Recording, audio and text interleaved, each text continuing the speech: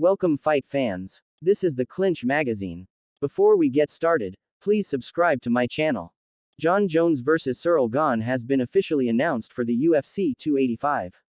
Ngannou vs Jones would have been really exciting.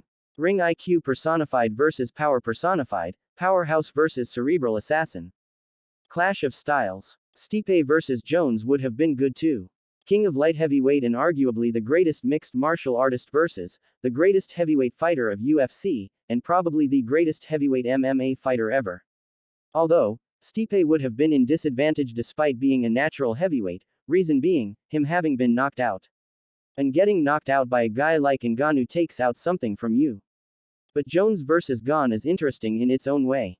Jon Jones has outstanding wrestling, grappling, striking and is overall a complete mixed martial artist. In many people's eyes, Jon Jones is the greatest mixed martial artist on the planet. And if it weren't for his PED usage, everyone would have been unanimously agreed that he is indeed the greatest mixed martial artist.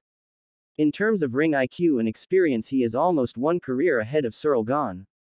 Size-wise, he is miles ahead of the rest of light heavyweight fighters, the keyword being light heavyweight.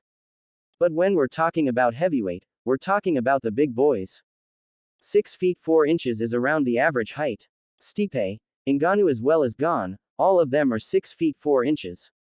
Although, reach-wise, Jon still has 3.5 and 4.5 inch reach advantage over Gane and Stipe respectively.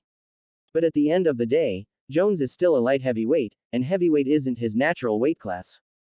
That makes a world of difference. Will it make him slow? How does that affect his stamina, which is the basic requirement for any fighter or athlete? If you don't have stamina, your skill doesn't mean much.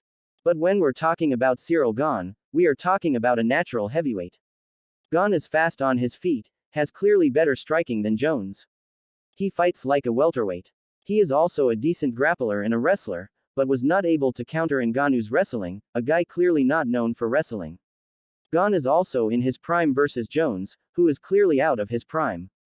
So, Jones has skill, ring IQ, reach advantage and experience on his side, while Gane has his prime, natural weight, speed and striking on his side.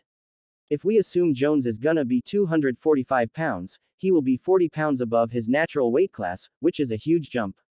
It will be a true test for Jones. In the words of Dana White, we'll see what happens next.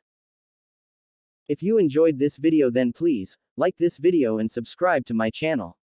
It helps me a lot and lets the algorithm know that this is a good content.